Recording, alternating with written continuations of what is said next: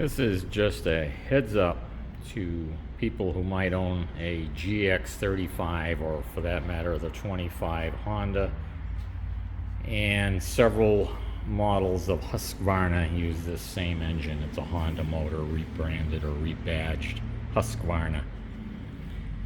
If you run the thing one day, go to start it the next, and it will not start, or if you manage to get it to start, it'll only idle. It won't take any throttle. As soon as you try to give it throttle, it bogs or dies. And you notice there's a loud clacking noise. Pull the cover off, pull this valve cover off, 2 screws. It's got a rubber gasket so it can go right back on. Chances are your intake valve is stuck. What happens when you put these things away and they get cold and you go to start them again, this valve sticks. Now I can press the exhaust valve. I cannot move the intake valve. It simply won't go down. Ah! Wow, okay, it went down that time. I've actually had it go down and stick at the bottom of its stroke. And what happens is this rocker arm is only a press fit on the shaft. And when the valve sticks, you yank the recoil starter, the cam pushes against this little finger, rotates that shaft.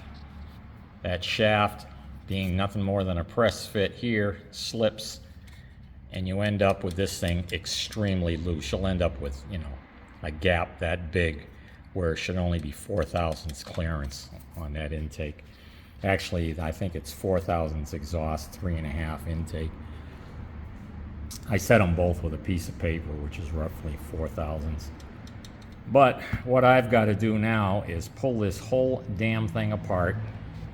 The head is not removable. The only way to get that valve out, to either replace it or clean up its the shaft on it, is you got to strip this motor down. You got to split the cases, completely strip this thing down and gut it so that you can push the valve out, because the head, cylinder, and upper crankcase are all one damn piece. Honda, get your act together, guys. I used to think you sold some of the best equipment in the world, but this damn thing is nothing but trouble, and just about everybody that owns one of these experiences the same damn problem. The valve begins to stick, the shaft slips, and it won't run. It no longer runs, and it's a huge teardown to get in there and take it all apart. There's people who've, advocated taking the spring off, spraying some cleaner, working the valve up and down. That may work temporarily.